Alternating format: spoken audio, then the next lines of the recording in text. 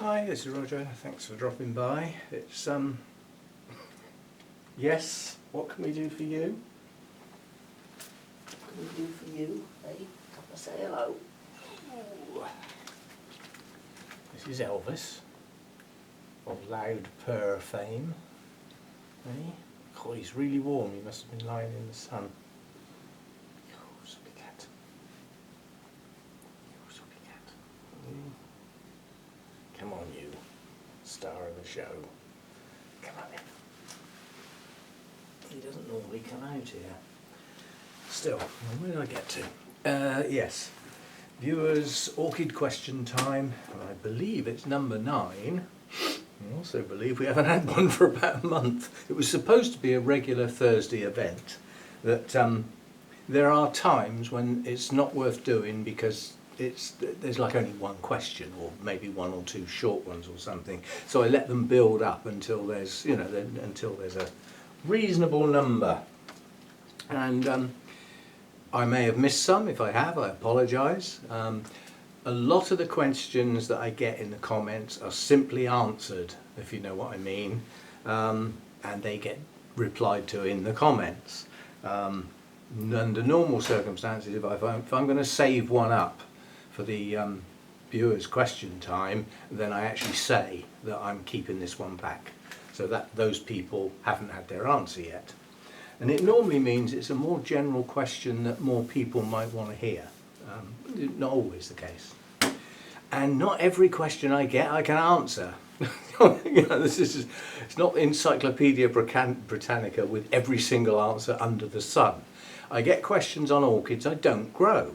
Well, I can't answer them. I only look up and get to know orchids that I get. Most of the time nowadays I do that before I get them.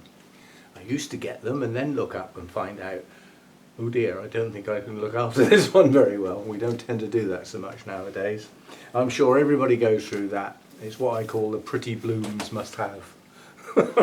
See it, pretty blooms, take it home, look it up and think, I can't grow that in my house or whatever, in my greenhouse. Still, right. Apologies for name pronunciations. Tough. Right, the first question is from Susan Crease, I think that's said, K-R-E-I-S. When to give up or when to intervene on orchids? Now we all have, or end up with, we shouldn't be buying them, but we often end up with what are deemed rescue orchids. These are orchids that are not doing as well as they should, for reasons sometimes unknown. We all get them. There's some in here. Yeah, I'm not immune. I mean, if you ever look at look, that was a lovely Latoria orchid once, and it's now 2 tiny little pieces on a mount, which have got the tiniest of new green shoots. That's not a plant anymore. That's rubbish. That needs going in the bin. And the only reason it's still here is that it's not in my way. It can live somewhere where it can just get watered with the rest of the mounts, and it is at least trying now. That should have been given up on, because that's years away from being a nice plant again. Years. Even if those growths this year push on, that's still not a nice plant. It would then have to do quite a bit more next year and get to the end of next year before it might even be classed as reasonable again. So I don't even know why I'm keeping that. So when to give up? I should have already given up on that, but there's a little set of them that live up there that are not in my way, so they get to stay, but only just. So when to give up? I think personally, unless there's sentimental value with an orchid, it was a gift from something special, memory of an event, whatever, something like that, sentimental value. If that's not there, and it's just a run-of-the-mill purchase like all your other orchids, my advice, quite honestly, is to give up quite quickly, on the grounds that you'll put time and effort into something that may never recover. If it does, you'll give yourself a pat on the back and you'll feel great. So really, it's your choice. I mean, I've got some in here that I should have given up on, and I haven't. And then Night of the Long Knives, a while ago now, when I threw loads of stuff away, and there was some stuff in there that's irreplaceable. I'll never come across it again, but I'd already spent too long trying to get those particular plants to grow, and they were not doing their bit. And in some cases, reasons unknown. The reasons with my Lictorias, I know exactly what went wrong, and I won't do it again. So those can stay partly for that reason, but there is no one answer. It depends on an individual, how much effort and time and worry, if there is any, you put into a plant that may never recover. To say you get perfectly healthy plants. I've had perfectly healthy plants. A classic one was my Dendrobium harveyanum. A real showstopper, almost constantly in bloom, beautiful blooms, lovely plant, and it just went whack, whack, whack, whack, whack in a very short space of time. And I still don't know why. And I mean, I've got, where's it hides up here somewhere, doesn't it? This is all I've got left. It's just a small, which was a kiki, in a pot. It's not growing. It's doing nothing. But in the pot are quite a lot of new roots. It's not in my way. And it gets watered with my other pots. So it can stay. And again, I'd probably have trouble getting that again, quite honestly. God, itchy eyes today. Probably the pollen. Right, so that's that one done. No real answer. And it'll depend on your own outlook in life, you know. Do you put time and effort into those that do well and try hard? Because that expression's a human thing, but plants, some plants really try hard. Larry Jones asked about repotting or mounting those annoying climbing type Oncidiums. Many will come across them. Things like twinkles are not one. They grow in like a dome. They're flat. Well, that's upright, but that would be how that normally grew on a branch. Yeah, it would just sit on the top and it would do that. Have I got one I can get at? I haven't actually. I'll get one out because first of all I want to show what I mean, and then it will give me something to hold and talk about. Now this is a brassica, but nonetheless it's an Oncidium type. And it's doing exactly what is being talked about. Exactly that. Yeah? It takes off uphill at an angle like this. Yeah? And all the roots become aerial at that point. Now this is just about hanging over the side of the pot, which means that a lot of those new roots up this stem here have actually gone down in the pot, but some of them never will. Yeah, so that's what the expression means, a climbing Oncidium type. And this one's heading off in this direction as well, which has got a nice spike on, that'll be in bloom soon. But this didn't get far enough away from the pot to worry about, and it was close enough in that all the roots from that one, except one, went in the pot. So not a problem. That's going to be a problem when the next growth starts, because the whole of the next growth will be over the side of the pot, and all of the roots, the nice new set of roots on that new growth, which will be about here, will be out of the pot. The decision really is based on how humid is your air. If your air can be kept very, very humid, the aerial roots will actually do fine. And when you water it, if it's in a pot, you need to make sure you pour water over those roots. Yeah, keep them hydrated. Give them a spray, possibly even on a daily basis, even if you don't water the pot because the pot's still wet. The roots will dry. But if your air is moist, that's how they live. In the wild, those aerial roots would be getting their moisture from the air and the regular rains in the growing season. What can you do to stop it? Absolutely nothing. If that's what it's going to do, it's what it's going to do. I've tried mounting them. They still escape.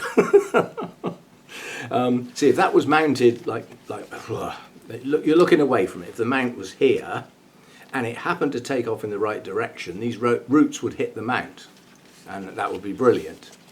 But if that hit the mount, that one wouldn't. because it's heading off in two directions. Yeah. So a mount can be a way of solving the problem at the time you repot, instead of repotting, mount, and then you can adjust it. Some people think a bigger pot is the answer. Yes and no. If the pot gets too big, it can stay wet too long, and then you start getting root issues for a different reason. So the quick answer is there's not a lot you can do about it. If that's how it's going to grow, it's how it's going to grow. All you have to do is say to yourself, it'll probably need repotting and dividing more often than some of my other ones. Because that's the solution to this plant, is to actually divide it. Yeah? And at the time it gets divided, this section here, because I would probably leave that big bulb and that one as a set, you tip them over and then you pot it like that, and then the next one will still come out the top. There won't be a lot of point in putting it back exactly as it is, but you can tip it over. It will look a little silly, but it will get the roots in the pot. So those are your decisions, really. Again, if that's its nature, that's how it's going to grow. You can't really stop it. All you can do is accommodate it. So that was Larry Jones' question. Helen Hawkins wants a list of long-lasting fragrant dendrobiums. Well, if you find that list somewhere, can you let me know? Because I don't have one. Many dendrobiums are what I would class as short-lived in comparison to, say, Oncidiums and some Cattleya types. You can get 4 to 6 weeks out of some Cattleya types. That's not bad. And some of those will bloom twice a year as well. Oncidiums, again, you should be getting 3 weeks minimum. But then there's a lot of the dendrobiums are 10 to 12 days jobbies once a year, you know. And I have yet to come across what I would call a very fragrant dendrobium. I'm sure they're out there. I haven't got any.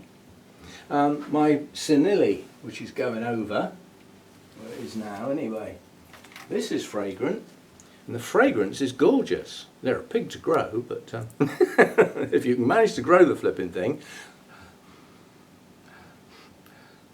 it's only just detectable. That's not a strong fragrance at all. As the fragrance goes, it's pretty hopeless. It's very, very pleasant, sort of sweet honey sort of fragrance, but there's not a lot of it, you know. So that would be classed as a fragrant dendrobium, but it's not that fragrant, not really. And I haven't got much else. I mean, this thing behind me looks wonderful. I've got nothing, you know, and oh, well, I'll show you that while I'm at it, as it's it's not a dendrobium, it's an Oncidium. No, we'll show you that later. I haven't got much else. My Hercoglossum lurking around the back here, there's virtually no fragrance. The Latoria types are long lasting. You know, you can get up to 3 months with those, wonderful, and they don't just bloom once a year, they bloom at irregular points when canes have been mature a certain amount of time. So the cane matures, it finishes growing all its leaves, the leaves will be a paler colour on those new growths, and eventually they turn darker and go the same colour as the rest of the plant. That's the time when they're ready to bloom. That doesn't mean they will right then, but they will from that point on. And canes on Latoria types can bloom more than once as well. They'll probably have their first spike out of the terminal, right at the top, between the top leaves. And then the next one will come from slightly farther down, or it may even come out of the top again. I've had multiple spikes come out of the top. They're long lasting, and I've had quite a few different sorts, and some of them are very faintly fragrant, but I wouldn't call them fragrant. Some of the nobly types are quite fragrant. They're not going to fill a room though. You know, it depends what you're trying to compare it with. I mean, you get a Sherry baby with a decent spike on it, it'll fill a room. Some Cattleyas will. There's some highly fragrant Oncidiums, the Sotoanum and any of its derivatives, highly fragrant. But in the Dendrobium front, there aren't a lot that I know of. I'm sure there are some, and I'm going to probably get people in the comments. So Whose question was it, Helen? Watch out for the comments. Don't listen to my answer. Have a look at the comments after this video's been up a couple of days, and some people may help you there. I can't. I have not got any highly fragrant dendrobiums, none at all. And I've got a fair old variety in here, you know. So that's that. Again, no direct answer, but if you ever find the list, let me have it. I'll dip into it as well.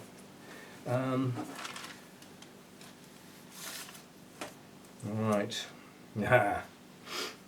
Paul Saunders asked about removing old bulbs or canes, the back end of the plant. First, should you? And second, when's the best time to do it? The best time to make any adjustments on a plant like that, because basically if you're taking the back end of the plant off, you are indirectly dividing it, aren't you? You might not want to keep the bit you cut off, but it's a division nonetheless. You're saying this is the bit I'm going to keep, this is the bit I'm not. Chop. Yeah, so it's a division. Repotting is an ideal time to make those adjustments. And then you've got to say, well, what type of orchid is it? It's a phalaenopsis, there ain't any bits to cut off, is there? So monopodials don't even come into this. But you might get a kiki come out from the base. You know, Vandas will also produce kikis. When do you remove those? To me, it's when they look like a viable plant. In other words, they've got proper leaves and some roots of their own. So they're becoming independent from the main plant source, you know, and consequent food supply. So like that. But it's difficult. I mean, let's just take this one. This probably means the last of the blooms are going to fall off. This is Lindleyi. Now, this holds its leaves for quite a few years. But as you can see on here, some canes are leafless. Not many, but some. These are the old little seedling canes down here at the front. They can come off any time. I could take those off now. They're not really serving any purpose, but they've got leaves on. And I always look at it like this. If it's got a leaf on it, then it's photosynthesizing and it's helping to support the plant as a whole. Even though they're not even very big leaves. They're still leaves. So with this one, firstly, that's going to be 2 or 3 years before I would even think about taking it off that mount and dividing it. That's only going to come off that mount if the mount itself starts to rot, which is unlikely because it's cork bark, or there's more plant hanging over the edges than there is left on the mount, in which case it needs a bigger mount. Yeah? So I might think about doing it then. Would I take these types of canes off? I might do, but on a plant like this it would be merely tidying. It wouldn't, you know, it wouldn't serve a real purpose. It's not necessary. Let's put it like that. The other place you'll get leafless bulbs is on cattleyas.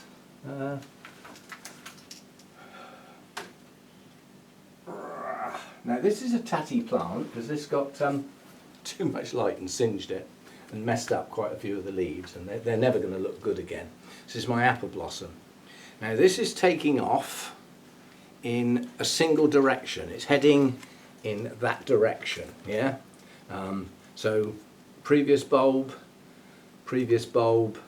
latest bulb with the blooms on, pointing out slightly in a different direction, deliberately contrived by turning it into, when the growth was new, pointing that towards the direction I wanted it to grow in. And I'll be able to do that again now because I've got another new growth. That new growth is going to head for the side of the pot, whether I like it or not, but the roots will still go in the pot. Now around the back of this plant we got some right tat. That is of no use whatsoever. I could take that off now. The next one along, tatty leaves, quite a long way back, doesn't look like any viable eyes. This bulb here came out incredibly low, and do you know, I think I've just realised we cut the rhizome on that. So believe it or not, this has already been divided. I just wondered why it wobbled but stayed. It wasn't this bulb, it was all 3 of them were wobbling, and that's because the rhizome's been cut. So this has been cut to try and get it to shoot out at the back end, on the grounds that I didn't really need those bulbs. So if this is unsuccessful and it doesn't shoot out and we don't get some new roots at the back end of the plant with a new growth, it doesn't matter. It's the part of the plant I might well have taken off anyway. Tatty leaves and a leafless cane. Yeah, but strictly speaking, it's already been divided. And that leaves me with 4 good bulbs and a new growth and new roots. So that would have has been a satisfactory division. But whether we get a shoot at the back end of that plant, I don't know. There's no sign of any yet. And the fact that I'd completely forgotten I'd done that was a long time ago. Anyway, so the back end of the plant on Cattleyas can come off. The leafless canes, when there's not many of them, and they are a low number compared with the number of canes on the whole plant. That's what you've got to look at. How many canes have I got all together? You know, if you've got 7 or 8 bulbs, sorry, not canes, Cattleya. If you've got 7 or 8 and 2 of the back ones are leafless, they can come off. They won't do the plant any harm. Yeah. If you've only got 3 and the back one's leafless, I'd leave it because it's still storing stuff for the plant as a whole. And 3, you take 1 off, you've taken 1/3 of the plant away. So it's all in proportion. So Nobiles, I can't get that one. Well, I can get a mounted one. Nobiles will eventually go deciduous, usually end of the 2nd year, sometimes end of the 3rd year. They hold their leaves for a while, but they will go deciduous. And again, you've got to look at the rate of growth. Now this has got some old small canes on it. Where's my camera? That way. So I'll go that side, that'd be easier. So it's got some old small canes on it, and then it's got some that are, this cane has bloomed. It's going to lose its leaves during this growing season, and then it will be a leafless cane. And I've got to weigh up the percentage of the new growth, which at the moment is 4 good strong new canes coming up on there, plus some canes that are not that old that will keep their leaves probably through the whole of next year. So those that are going to keep their leaves through the whole of next year can stay to help support the plant. Any leaf will photosynthesize, yeah? So I'll keep them. Any canes when we get to the spring next year that are not going to bloom and haven't got any leaves will come off merely to tidy the plant, because the number I'd be taken off would be 2, maybe 3. But look how many would be left. That's what you look at. It's the percentage that you're removing. If you've got a nobile with 2 canes, and that's how you bought it, and you would normally buy it in bloom, and one of the canes would be absolutely smothered, the other one might not be, and you know, then the blooms drop, and then hopefully you get some new growths depending on the time of year, and perhaps your 2 original big fat canes, which you'll probably never grow a cane as big and fat as that again because of the way they're grown in the nursery, you grow 2 more, yeah? Those leaves on those 2 oldest big fat canes will drop, and they'll probably drop at the end of the year.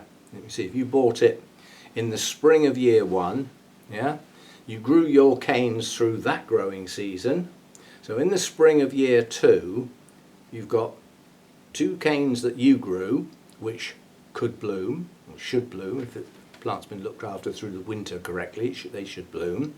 You might get an odd bloom on the old 2 depending on whether there's any gaps, any nodes that didn't get used, and then you're back to square one. You start growing some more new growths.